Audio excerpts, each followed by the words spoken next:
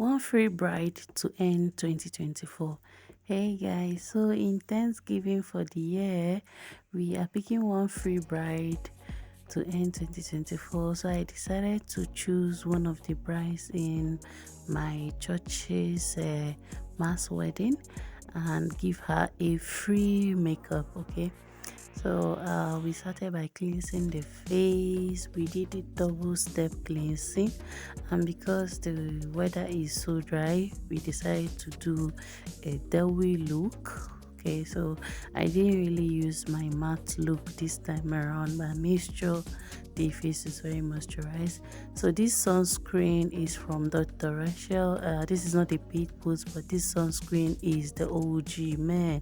It has a 90 SPF. It also has a sweat proof, and so I made sure I applied it everywhere, and I only applied primer around the places where she had obvious pores, and I made sure everything sank in, and then I set the base with my Blossom setting spray. You can see that I was testing it to make sure that it's dry up. This is my foundation application. I wanted to go in with as little as possible, and then covering all blemishes and all discolorations. I didn't want to give her the Gen Z type of makeup since this is her first time of doing makeup officially. That's what she told me, Sha. So I decided to go with something simple, something that makes her look like her, but a better version of her. So we didn't do the blushing or the obvious contours. Mostly we just did the basics. Okay, so and we set the base, did the setting, we didn't do the baking.